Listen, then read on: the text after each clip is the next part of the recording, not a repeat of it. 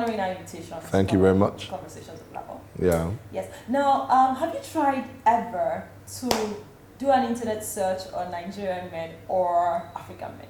Well, yeah, I guess you don't need to search it. It's pointing at it's out there, looking at you, and you see pretty interesting things.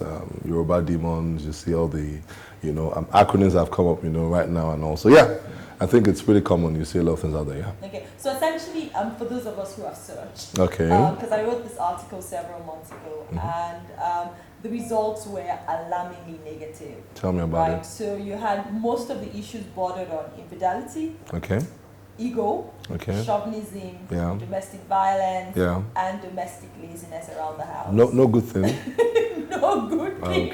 Okay, like it was so scary. But right. what would you say is the reason for this? Why? Wow, it's a bit difficult to try to come up with the reason for so broader, and also. But I think that there's several things, obviously, that are not right. One thing I would say, for example, is that you find out that the average man today, the average African man today, probably takes his own image or what a man is from what is traditional.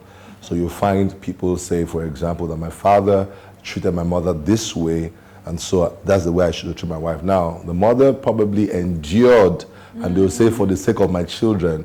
But we have more enlightened women today, right, who would say, no, I can't take this, and all that. So, and that now begins to get interpreted as you are, going against authority.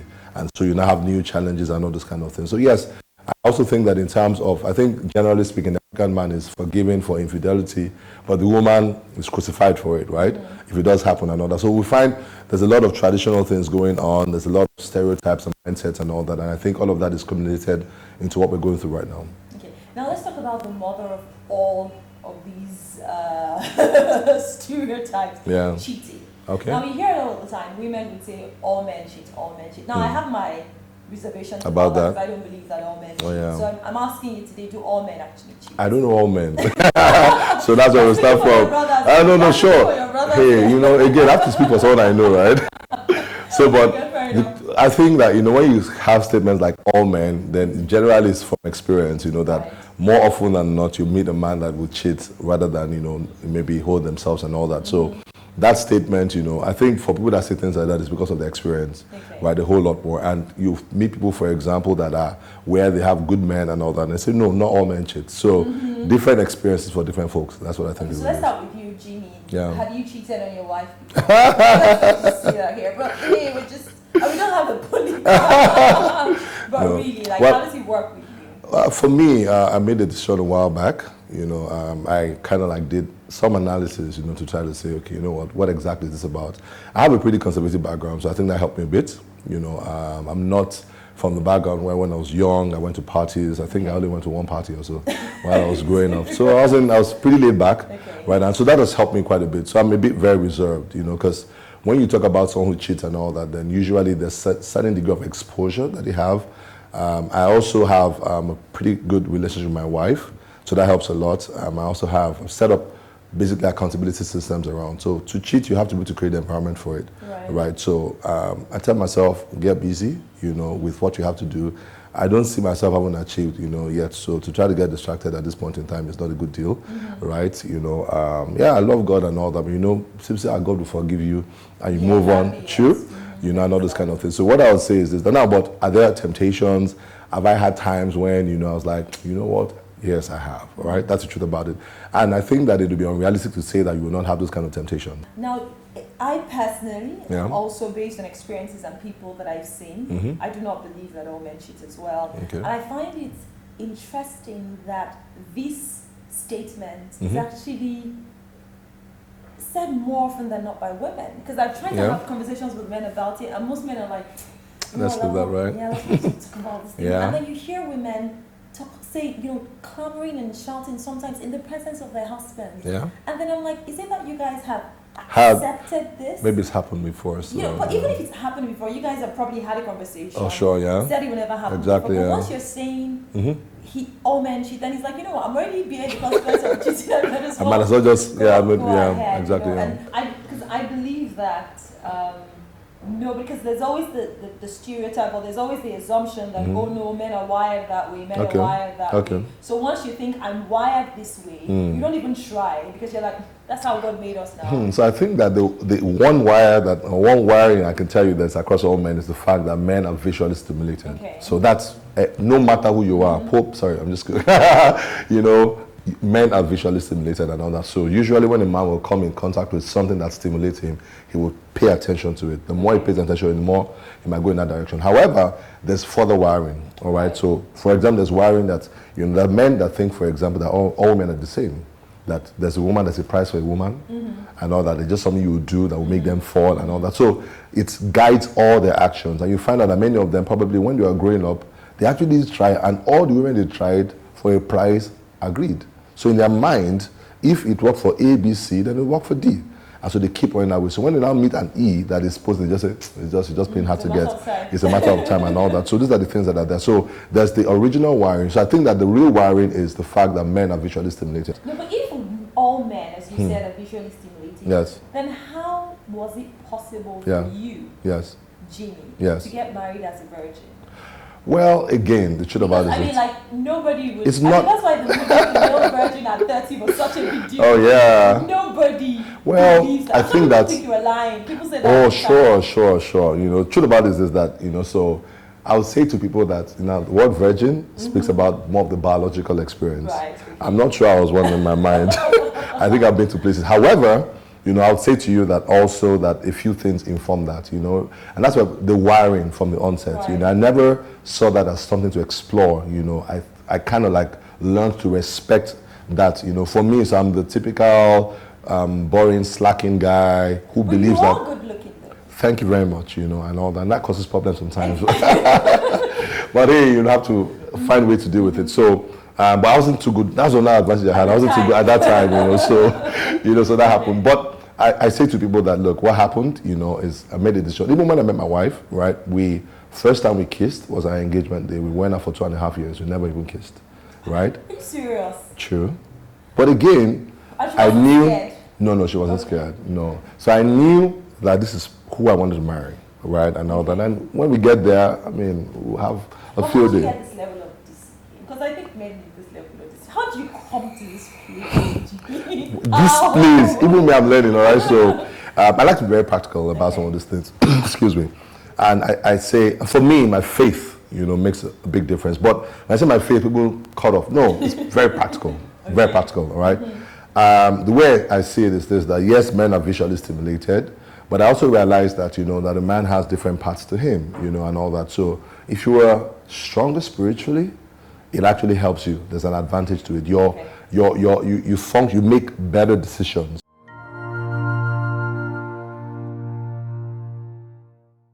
Now, the family dynamics, as we've known it before, is gradually changed. Actually, I think it's not gradually. It's changing a lot different, fast.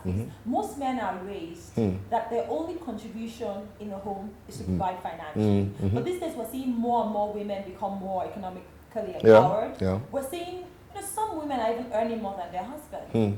And now we're beginning to have crises in the homes where with the only role I'm supposed to play in the home, I can't even do it anymore. And then there's a lot of crises in marriages today. Marriages are not lasting for 6 months, some a year. In fact, I was talking to a neighbor friend of mine who was married for 90 days. Oh wow. I was shocked. I think it was a day less than Kim Kardashian. 91 day marriage. I was so I used to hear the stories. I always thought, I mean, guys, you're exaggerating. But these days, I'm beginning to see colleagues, I'm beginning to see neighbors. It's happening a lot. How do you think we can end this crisis? I don't know, but we can reduce it. You know, I think that again, you know, we're trying to look at the leaves, the fruits. Right. We have to go to the root issue. So I ask people, for example, that, you know, so when you guys got married, or when you decided to get married, what was the basis for it? You know, and I find out that, I mean, there's several things, but there's one I want to talk about. I find out that many people, for example, when they meet people, they want to meet you and they say, oh, it's either I want to sleep with you or I want to marry you. It's one of those two usually. Not I want to know you and I want to be a friend to you. So people tend to skip the friendship. Now the friendship is where, and this is what I say to people, that when you're in a relationship and you start having sex, what it does is that because sex is like a glue, it's meant to keep husband and wife together, so it brings the two of you together. you'll find out that 90% of the time when you guys meet, you will go and switch straight to sex. That's what's going to happen. Okay. And what that does is that it shuts down the discussions around other real issues that will now call issues in the future. So they now, oh, the sex is good, because sometimes they're angry with each other, then they have make-up sex, right? And then before you know it, they're now married. But they're now married now, make-up sex is still the same sex because it's still the same person. It's now legal, right? So the thrill has been removed, as it were, okay? And at that point in time, you now have to deal with the issues that you did not discuss before. So I tell people that, look, spend time to know the person. As a lady, a guy should know you. Know your emotions. If you are, someone say, I'm very erratic in my, yes, he needs to know that. Can he live with that? If he cannot live with that, he cannot live with every other part of you. And all that. So I think that that's something that a lot of people in this generation are skipping. So when we talk about culture, now, can you meet somebody and marry a person in 6 months? It's possible. But again, you must know the person. Now, when you know the person, you get to a point where you now say, I'm willing and I want to commit myself for the rest of my life to this person. What happens is that many people feel that they got a bad deal. So 2 months after, they're like, are you serious? This is what I got? No, this is not what I bargained for. And then they now begin to see what they want outside, right? And then all of a sudden, like, you know what? I can actually, and now, you know, the concept about divorce and all that is becoming more common. So I'm not the first person anyway. So hey, I might as well, you know, jump on the train and move on. That's what's going on. Okay, was TGX that was saying this. He was talking about submission being the easy part. It's like all you have to do with submission is you want to go to Burger King, I want to go to McDonald's, let's go to McDonald's. But to love means to die. Like, do you know what it means to die to your flesh and to die to everything that you have? But the thing is, for some reason, it's everybody's always hammering on submission. And what I find interesting is even the men. But I'm thinking, wait, hang on, guys. Before we talk about, no, you focus on yours. So much about submission. You know, and you're the wedding. And I'm like, no, that's not your assignment. It's actually, about your so the descriptors of love, right? The way the Bible puts it, the first description is of love is patience. Not love is sweet. And a man has capacity to be patient. And I know it looks like it's not true, but it does have and all that. So that's the truth about it. A home where, I'm going to share a story with you. A pastor was sharing the story in a pastor's retreat, and they said, you know, that it was in a retreat with some young couples, you know, young families and all that, and that the Holy Spirit said to him, talk to that lady, she's having an affair. She's married. And he was like, no. He pushed it out of his mind, but the thing kept going on his mind. So he mustered the courage, he calls her and says to her, I want to talk to you about something. Please don't be upset about it. Are you having challenges in this area? You know when you try to go around the corner? And her head drops and she's like, yeah. And he's amazed and he's like, oh, wow. Oh, how long has it been going on? What's going on right now? Are you working on it? And she goes, yes. She says, hope your husband doesn't know about it. And he says, he knows about it. The way you are, that's exactly the look that he had. He had when he said, he knows about it. He said, he knows you are. He said, yeah, he used to be very bad, but it's not like before, but he knows. He knows, okay. All right, I'll see you later. So he calls the husband.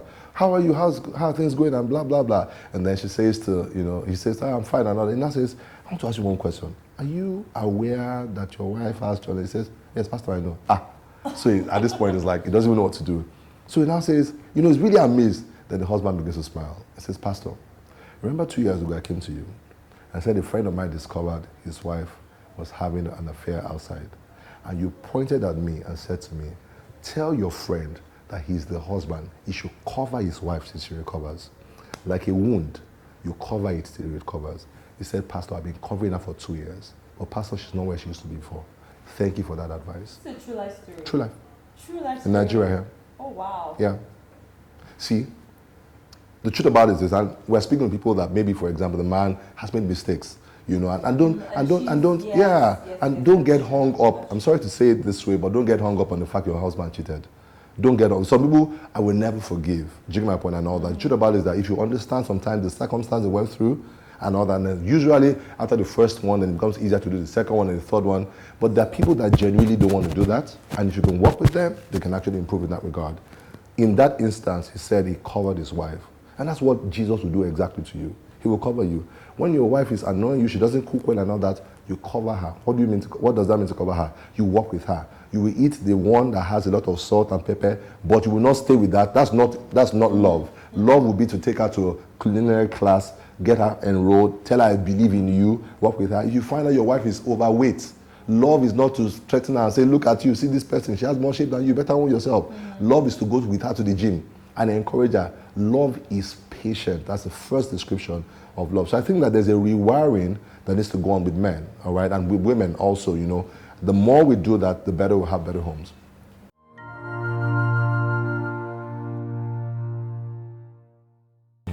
Now, you just talked about good men. Are there still good men out there?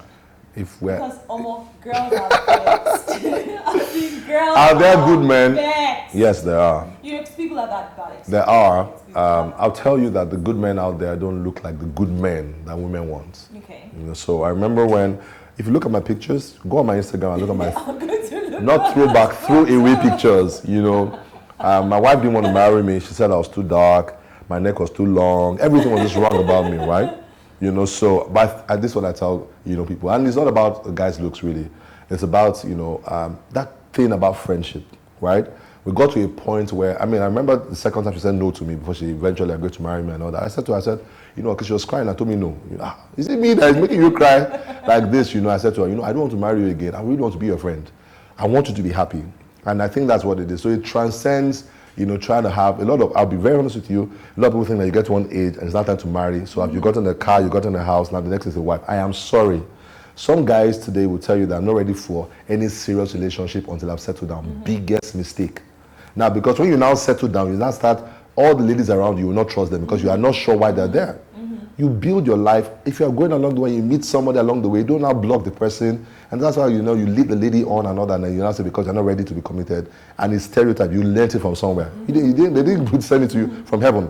So these are the kind of things that are called. So you have people that are in their 30s, late 40s. I got married when I was 27, right? Okay. And there's no age. What is required is maturity. That's why you can be 40 and still be a boy. And all that. Maturity is what's required. So maturity is what will make you patient. Maturity is what will make you kind to a woman, you know, I mean, you see your wife, you know, she's pregnant and you do want to help her, and you're still, that is being a child, that is being a baby. And so what's required for marriage is maturity. And that's why sometimes people have to be 40 before they marry, some people have to be 22 or whatever before they get married. So I think those are the things. I'm not speaking as a perfect person. I'm learning. I have people that I learn from, I ask questions a lot from, I watch them, I observe them, I learn a lot from observation and all that, and then I take the good stuff and I'll put it inside my, you know, my own marriage in my life. Yeah. Kindness. My grandmother always says that whenever she's, praying for her husband, she always says, It's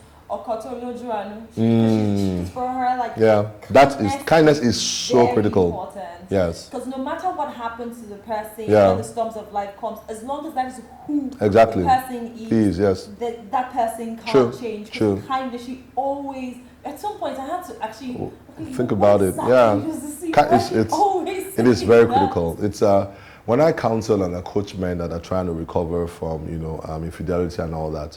One of the first things I say to them is that start treating your wife well. Forget about whether she looks like she deserves it or anything. Start treating your wife well. My pastor said to me one day, says there's something the Holy Spirit cannot do for you. Only your wife can do for you.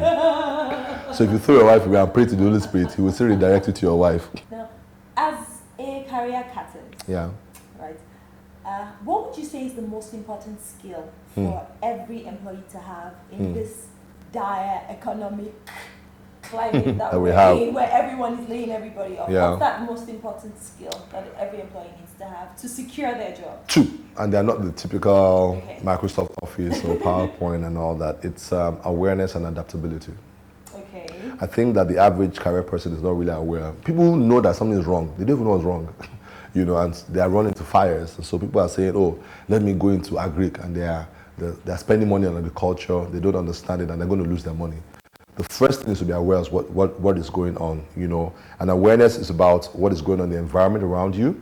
Awareness is your relevance, you know, in that environment. So for example, there's certain industries that are no longer the industries, but you have skills that are transferable, so you can now take those skills to some other sectors, the power sector, tax is going to become a big sector, right, in Nigeria, because again, that's the next oil for Nigeria. I can tell you that for free. So you have to be able to say, okay, how can I deploy my skills to other areas? So it's first awareness, then adapting. So today, you're working in an organization and they say to you, you have to cut the pay. the thing to do is not to recline and go complaining. The thing is to say, what can we do to earn more, and probably even negotiate shareholding in the organization, negotiate profit sharing. You have to become very, take initiative in the times we are in. The days of hand-me-downs are practically over. Those that can take charge, not free lunch, right? Apart from the one that they're promising, right? Okay. So, to be very serious about it, the people that will thrive at this time are those that can take charge. And really take charge is being aware of your environment, being aware of the opportunities, and now adapting to those opportunities. I think you'll do well in that regard. So what is your vice? Personally? Yes, personally. Sugar. Because you just talked about having a conservative background. So what is your vice? How do you... If I share my vice online, then my vices will come around. So somebody said that every men have it's either girls, gold, glory. Okay. Yeah, some say it's fame, fortune, and maybe fine girl. No. Okay. It's about women, money, and power. Okay. It's around those three things and all that. And usually you find out that it's a tendency. Now, every person needs to understand themselves, right? So I'm not going to tell you what it is, all right? Apparently not. Obviously, yes. I have to go generic. Oh, sure. Why should I share it? I mean, if I share it, it's like telling Delilah that actually you shave my hair, It doesn't necessarily be a Delilah. It could be anything. It doesn't have to be anything like... No. When I say it's power, even money, for example. So what you're telling me is within those three? Usually, it might be more than that, but generally speaking, right? For me, it's the fourth one I can't tell you. That one is for my wife to know. Okay. Right. Yes, exactly. Thank you so much for your time. Thank you very much. It's great having you and Sarah. Yeah, thank you very much. Yeah.